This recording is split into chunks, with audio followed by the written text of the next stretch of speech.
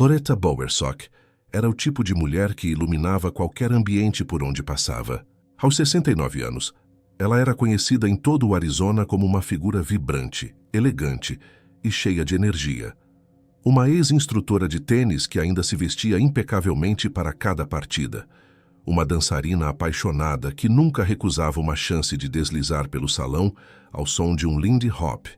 E, acima de tudo, uma mulher de negócios brilhante que ajudou sua filha Terry a transformar um empréstimo de $2.000 em um império multimilionário de móveis consignados. Seus comerciais de televisão a tornaram um rosto familiar nos lares do Arizona por 2 décadas. Loretta havia reconstruído sua vida após um casamento infeliz, comprando uma bela casa em Tempe e provando que seus melhores anos ainda estavam por vir. Mas, por trás de toda aquela vitalidade, havia uma solidão que a consumia silenciosamente, e foi essa solidão que a levou a abrir as portas de sua casa para alguém que prometia preencher esse vazio. Em dezembro de 2004, Loretta saiu para o que deveria ser uma simples viagem de compras de Natal em Tucson. Ela nunca mais foi vista com vida. O que se seguiu foi uma investigação repleta de mentiras, revelações financeiras devastadoras, um suicídio que quase enterrou a verdade para sempre, e de forma inexplicável, uma médium que descreveu detalhes que ninguém deveria ser capaz de saber.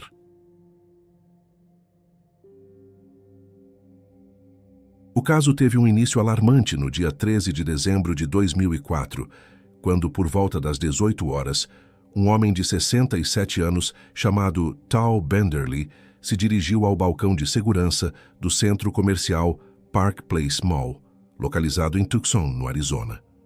Visivelmente abalado e demonstrando grande nervosismo, ele relatou que sua companheira, Loretta Bowersock, de 69 anos, havia desaparecido enquanto fazia compras. Segundo o relato inicial de Tal, o casal havia saído de Tempe, um subúrbio de Phoenix, naquela mesma manhã, para iniciar uma viagem de férias planejada para durar 5 dias.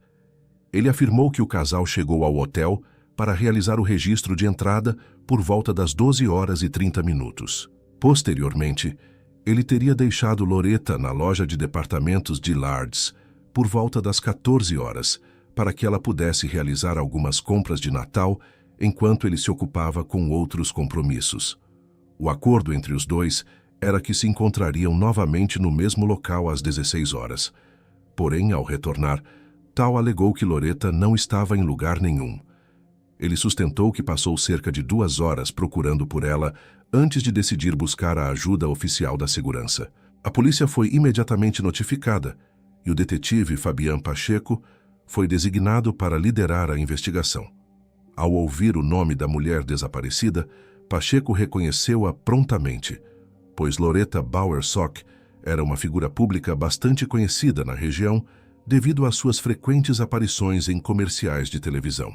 Devido ao fato de o centro comercial ser frequentado por pessoas de alto poder aquisitivo e Loretta ser uma empresária de sucesso e fama local, a hipótese de um sequestro foi considerada a teoria mais plausível logo no início dos trabalhos policiais.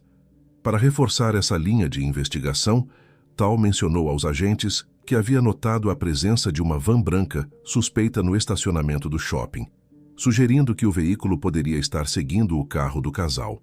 Diante dessas informações, as autoridades iniciaram uma busca intensiva pela loja de Dillard's, por todo o complexo do shopping e pelas áreas residenciais vizinhas, mas não conseguiram encontrar nenhum sinal ou pista que indicasse o paradeiro de Loretta. Para entender a relevância da desaparecida, é necessário observar a trajetória de Loretta Jeanne McGilton Bowersock, que nasceu em 2 de março de 1935 em Newton, no Kansas, filha de Luther D. McGilton e Gladys Myrtle Hatch. McGilton, ela se casou jovem com um homem de sobrenome Bowers, união da qual nasceram seus 2 filhos, Terry e Scott. Após um período de infelicidade matrimonial, Loretta decidiu se divorciar quando seus filhos ainda eram adolescentes e iniciou um impressionante processo de reinvenção pessoal e profissional. Ela se destacou como instrutora de tênis no San Marcos Hotel, em Chandler, sendo lembrada por sua energia contagiante e pelo incentivo constante aos seus alunos durante as partidas. Além disso, era uma dançarina habilidosa nos salões do Arthur Murray's, onde era admirada por seu amor pela dança e por sua disposição inesgotável, mesmo após longas jornadas de trabalho. Loretta também demonstrou um talento nato para o empreendedorismo, abrindo inicialmente uma loja de móveis de segunda mão que obteve bons resultados financeiros. Sua filha, Terry Bowersock, inspirada pelo exemplo materno, decidiu abrir seu próprio negócio de consignação em Phoenix, no ano de 1983. Para iniciar o empreendimento, Terry solicitou um empréstimo de $2.000, valor que sua avó forneceu com a intermediação de Loretta. Loretta não apenas ajudou com o capital inicial, mas tornou-se uma parceira fundamental na empresa, que viria a ser conhecida como Terry's Consign and Design Furnishings. O negócio cresceu rapidamente, transformando-se em um império multimilionário, com unidades espalhadas por Phoenix, Tempe e Tucson. Loretta tornou-se o rosto da marca em comerciais de televisão de grande sucesso, o que a transformou em uma celebridade local muito querida. O sucesso foi tamanho que Terry foi convidada para o programa de televisão de Oprah Winfrey, onde atribuiu suas conquistas ao apoio incondicional e à visão empreendedora de sua mãe. Após dedicar 8 anos de trabalho intenso à loja, Loretta decidiu que era hora de mudar de ritmo, pois o cansaço físico de passar o dia inteiro em pé começava a pesar. Terry comprou a participação da mãe no negócio e Loretta passou a atuar no setor imobiliário, onde também encontrou satisfação e sucesso financeiro. Com seus próprios recursos, ela adquiriu uma residência ampla e sofisticada em uma área residencial de Tempe, um imóvel que se valorizou significativamente com o passar dos anos. Loretta tinha um carinho imenso por seu lar, mas a grandiosidade da casa começou a evidenciar a solidão que sentia por estar solteira há 18 anos. Apesar de sua vida vibrante, sucesso financeiro e reconhecimento público, ela desejava encontrar um companheiro para compartilhar sua rotina, um anseio que ela expressava para sua família. Foi nesse contexto que, em 1987, Terry teve a ideia de publicar um anúncio em um jornal local, oferecendo o aluguel de um quarto na casa de sua mãe. O objetivo real por trás da oferta de locação era atrair alguém que pudesse oferecer companhia e, quem sabe, tornar-se um interesse romântico para Loretta. Poucos dias depois, um homem de 49 anos chamado Tal Benderly respondeu ao anúncio. Ele causou uma primeira impressão extremamente positiva, sendo descrito como um homem charmoso, bonito e com um estilo de vida que incluía o uso de uma motocicleta, o que atraiu Loretta imediatamente. Tal se apresentou como um empresário e inventor de grande sucesso vindo da Escócia, alegando possuir ideias revolucionárias para a geração de riqueza e chegando a afirmar que havia estudado com Donald Trump. Entretanto, ele apresentou uma justificativa para sua falta momentânea de recursos financeiros, alegando que sua carteira contendo dinheiro e documentos havia sido roubada no aeroporto e que a companhia aérea havia extraviado sua bagagem. Para ganhar a confiança e a compaixão de Loretta, Tal compartilhou histórias dolorosas sobre sua juventude, afirmando que seus pais haviam falecido quando ele era muito jovem e que havia sido criado por seus avós, que também já haviam morrido. Ele sustentava que não possuía irmãos nem qualquer outro parente vivo no mundo. Loretta, cativada por seu charme e sensibilizada por sua história, não questionou a veracidade dos relatos e permitiu que ele se mudasse para sua casa.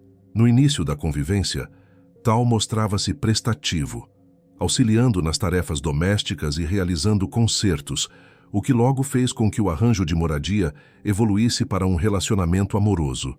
Naquela época, Loretta tinha 52 anos e Tal tinha 49 anos.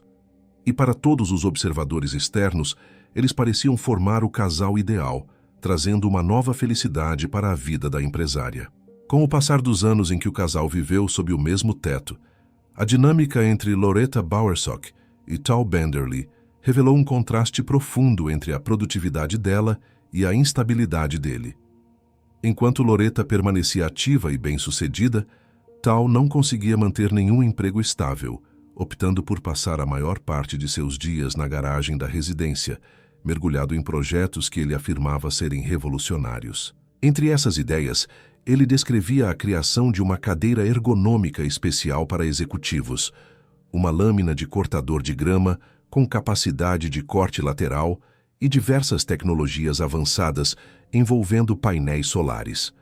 Tal possuía uma personalidade marcante e, segundo pessoas de seu convívio, agia como se fosse a pessoa mais inteligente em qualquer ambiente. Ele frequentemente apresentava a Loretta e sua filha, Terry, grandes volumes de documentos, alegando que se tratavam de registros de patentes e inventos que serviriam para garantir o sustento e o futuro das duas caso algo acontecesse com ele.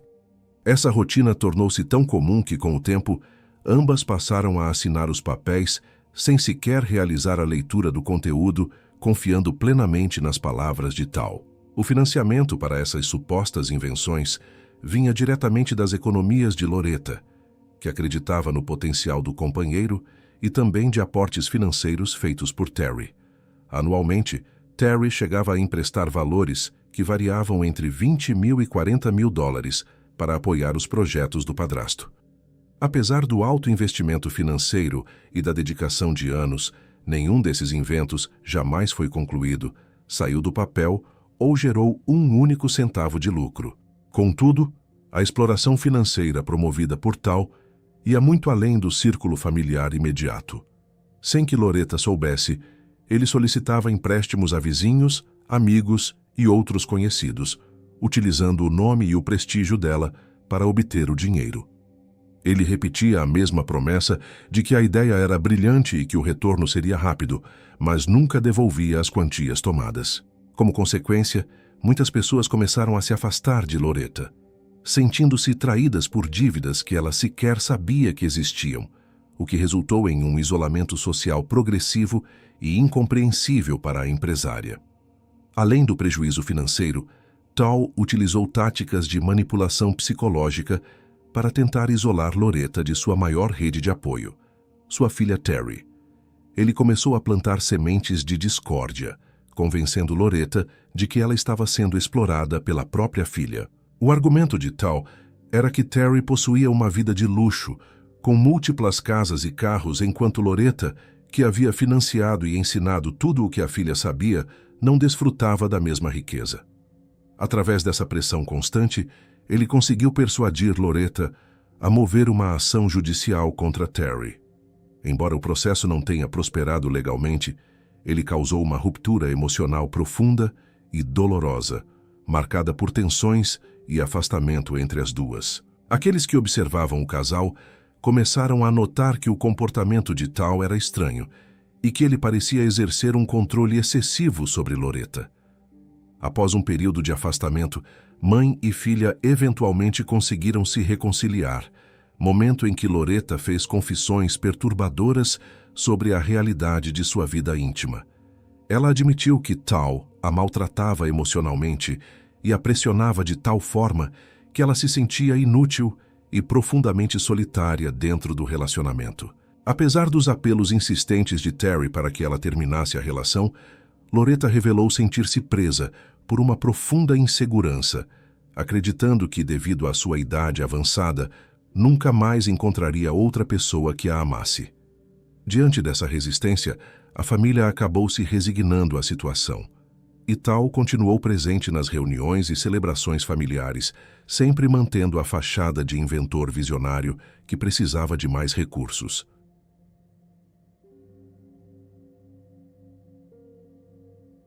A investigação sobre o desaparecimento de Loretta ganhou novos contornos quando a polícia confrontou a versão dos fatos apresentada por Tal com as evidências tecnológicas. No dia do ocorrido, após Tal relatar o sumiço às autoridades e entrar em contato com Terry, a filha partiu de Phoenix em direção a Tucson em um estado de pânico absoluto. Impulsionada pela preocupação, ela realizou o trajeto, que normalmente levaria 2 horas, em apenas 1 hora e 15 minutos. Ao chegar ao local, encontrou o centro comercial já cercado por policiais. Mas as notícias não eram encorajadoras. A equipe de investigação, liderada pelo detetive Pacheco, solicitou as imagens do sistema de monitoramento interno do Park Place Mall para verificar o trajeto de Loretta. O resultado da análise das câmeras foi devastador e contradisse totalmente o depoimento de Tal. Loretta Bowersock não apareceu em nenhuma das gravações do shopping em momento algum do dia. Os registros de vídeo não mostravam a sua presença às 14 horas, quando Tal afirmou tê-la deixado na loja Dillard's, nem às 15 horas ou às 16 horas, horário em que eles supostamente deveriam se reencontrar. A única imagem capturada pelas câmeras foi a do próprio Tal Benderly, e apenas às 18 horas quando ele entrou por uma das portas principais e se dirigiu imediatamente ao balcão de segurança. Um detalhe que chamou a atenção dos investigadores foi a mudança brusca no comportamento de Tal nas imagens. Ele parecia entrar no prédio de forma extremamente calma, mas ao se aproximar dos seguranças, passou a exibir um nervosismo intenso e agitado, o que sugeria uma reação coreografada e artificial. Essa constatação de que Loretta jamais havia entrado no centro comercial naquela tarde foi o ponto de virada que transformou a desconfiança da polícia em uma convicção de que a narrativa de Tal era uma completa invenção.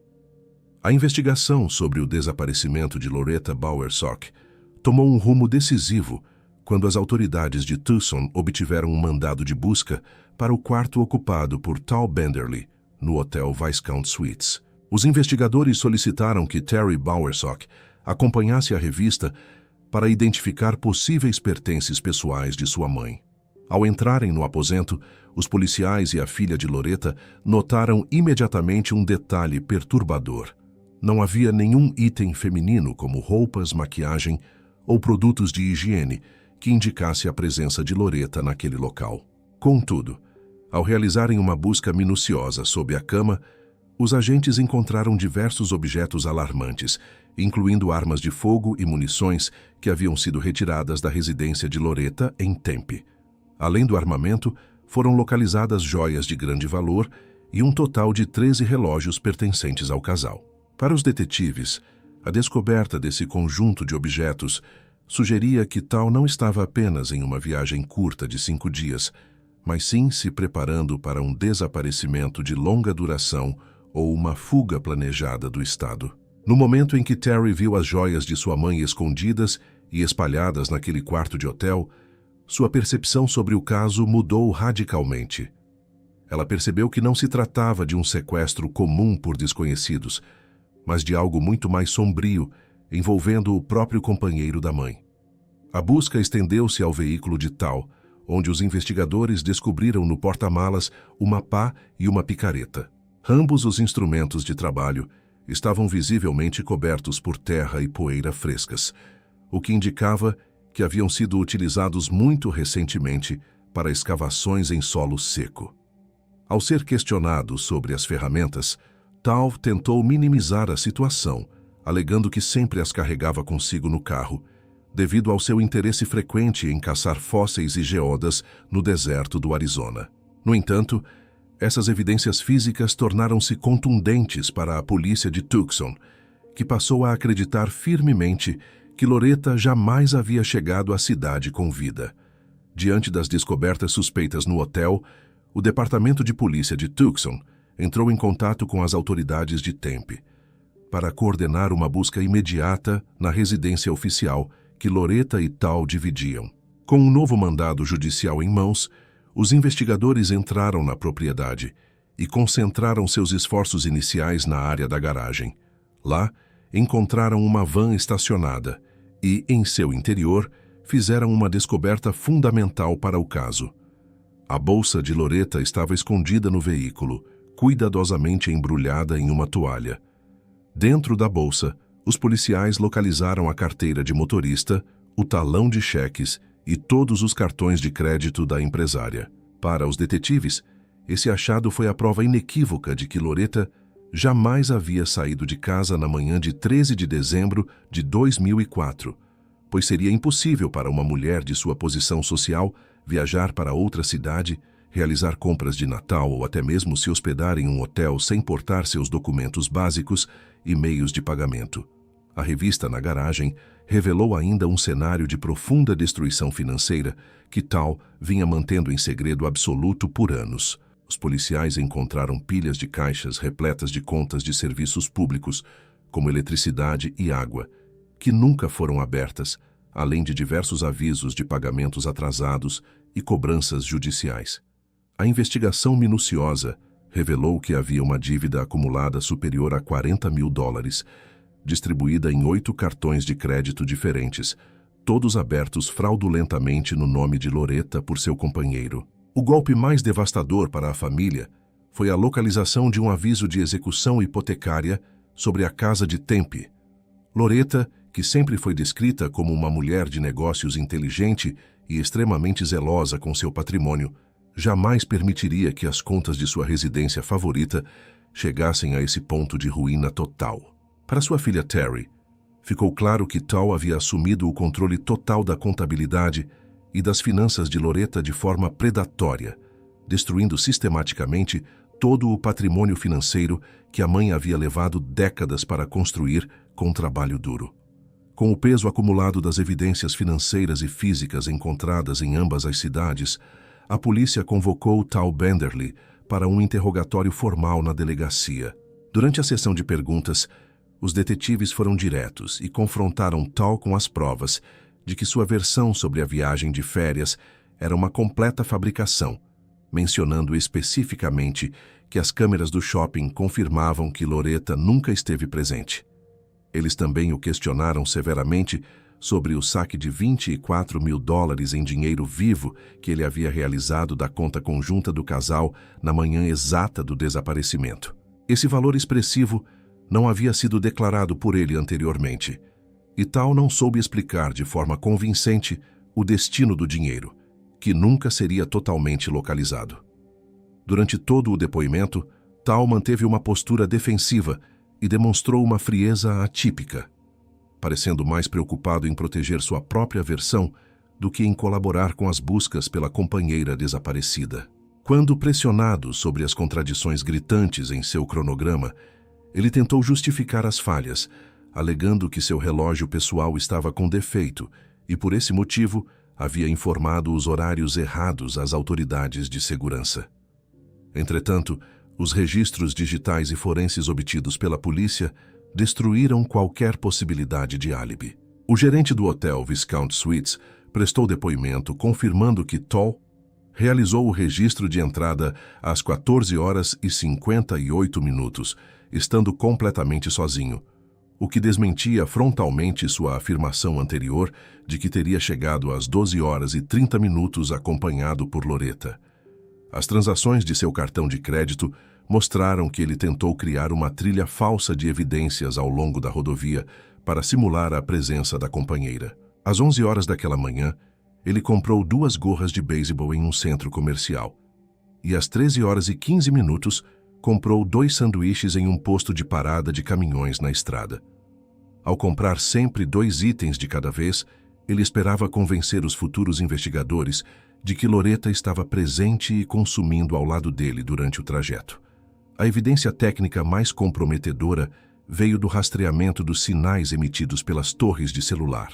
Os registros de telefonia mostraram que Tal passou 2h15 em uma área deserta e totalmente isolada, localizada entre as saídas 198 e 200 da rodovia Interstate 10, perto da região de Casa Grande.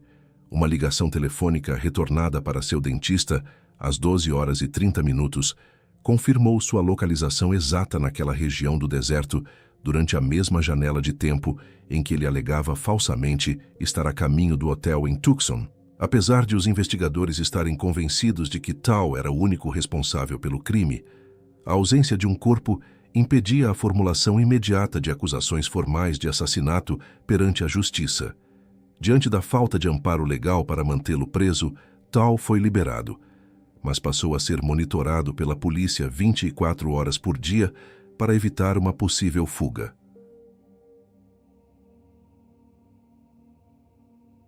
Terry Bowersock, diante do avanço lento das investigações tradicionais, buscou caminhos alternativos para localizar sua mãe. Por intermédio de uma indicação, ela contatou Marianne Morgan, uma médium residente em Bethany, no Oklahoma, que possuía credenciais internacionais e seu próprio programa de rádio. Marianne, que se identifica como clarividente e clareaudiente, apresentou uma revelação inicial que foi devastadora para a família. Sem hesitação, a médium afirmou que Loretta Bowersock não estava mais viva e que fora vítima de um assassinato brutal. Durante a consulta, Marianne descreveu visões minuciosas sobre os momentos finais da empresária, relatando ter presenciado gritos e uma discussão violenta entre ela e seu agressor. Segundo a visão, o conflito começou após Loretta receber papéis na porta que a deixaram furiosa. Logo em seguida, uma figura masculina teria se aproximado por trás dela enquanto estava sentada e colocado um saco plástico sobre sua cabeça, sufocando-a enquanto ela lutava desesperadamente pela vida.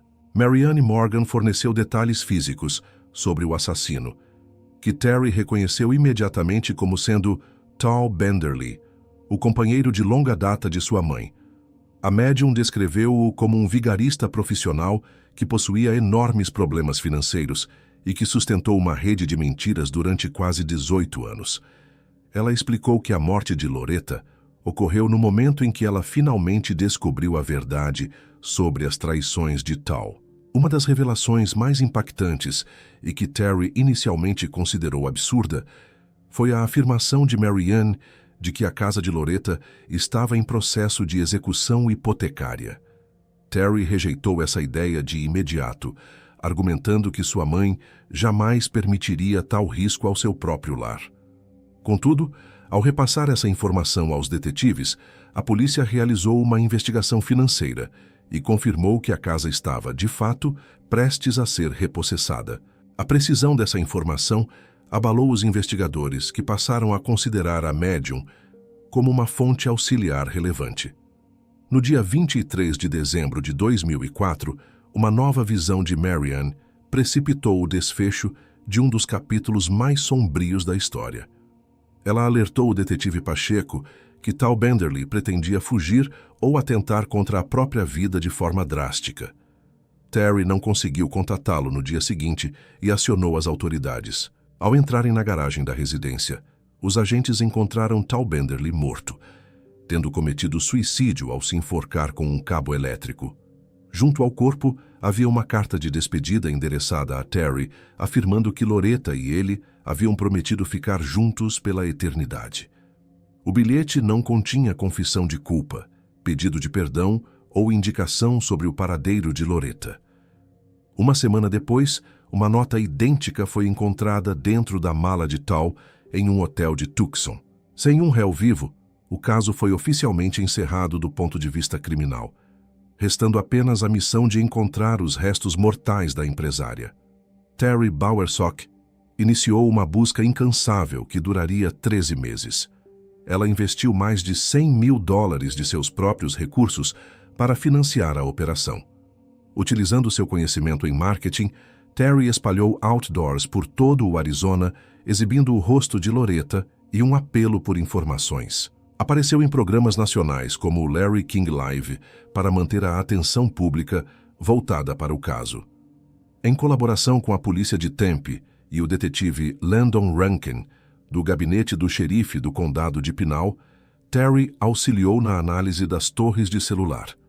Os dados confirmaram que o aparelho de Tal emitiu sinais em uma faixa específica do deserto, situada entre as saídas 198 e 200 da rodovia Interstate 10, perto de Casa Grande. Marianne Morgan continuou a fornecer detalhes sensoriais sobre o local onde Loretta estava enterrada. A médium afirmou ver muito azul ao redor e mencionou ouvir sons de crianças rindo, além de enxergar um carrossel nas proximidades. Assegurou que o corpo estava em uma tumba rasa, situada a uma distância de no máximo 150 pés daquele ponto marcante de cor azul. Marianne predisse algo inesperado, que não seria Terry quem encontraria o corpo, mas sim excursionistas, cerca de um ano após o desaparecimento da mãe. A polícia e voluntários realizaram buscas na região, mas o deserto vasto e implacável dificultava a localização exata do ponto descrito. Em 10 de janeiro de 2006, a previsão da médium se concretizou. Uma família de excursionistas caminhando a sudoeste de Casa Grande, que conhecia o caso através da campanha de Terry, encontrou um crânio humano. O local ficava a exatamente 45 metros, o equivalente a cerca de 150 pés, de um motel abandonado pintado inteiramente de azul. Ao lado do edifício, havia um playground infantil também azul, explicando as visões de risos e carrossel. Os restos foram identificados como sendo de Loretta Bowersock, por registros dentários. O corpo estava envolto em uma lona preta, com um saco plástico na cabeça, confirmando todos os detalhes descritos pela médium. A autópsia confirmou oficialmente que a causa da morte foi asfixia mecânica por saco plástico. A polícia pôde finalmente reconstruir as últimas horas de Loretta. Em 13 de dezembro de 2004, a empresária descobriu as notificações de execução hipotecária de sua casa. Às 15 horas e 33 minutos, ela realizou a primeira de 17 chamadas para o banco, confirmando que seu parceiro desviava os pagamentos da hipoteca. Loretta confrontou Tal sobre o roubo e ele a atacou por trás para evitar que suas mentiras fossem expostas. Após o crime, ocultou o corpo no deserto e viajou para Tucson, realizando compras duplas e sacando $24 mil da conta conjunta para simular um álibi. A dimensão do golpe financeiro aplicado por Tal Benderly era estarrecedora. Ele drenou sistematicamente as finanças de Loretta, contraindo dívidas superiores a $40 mil em cartões abertos de forma fraudulenta. Tal persuadiu Loretta e Terry a assinarem diversos documentos que acreditavam ser relativos a patentes, mas que eram procurações de controle total. Toda a sua identidade era uma farsa. Não era escocês e possuía um histórico criminal por estelionato contra outras mulheres. Tal tinha um pai vivo no Oregon e parentes no Colorado com quem não mantinha contato. Loretta morreu aos 69 anos, após 18 anos de uma relação marcada por abusos emocionais e infidelidade. Em sua memória, Terry espalhou as cinzas no Havaí e fundou o Dove's Program, uma organização voltada para apoiar idosos vítimas de abuso financeiro e doméstico. Realizou um memorial em seu novo negócio, Still and Style, honrando o legado profissional de sua mãe. Escreveu o livro The Other Side of the Crime para conscientizar sobre predadores financeiros e ajudar outras pessoas a reconhecerem os sinais de abuso.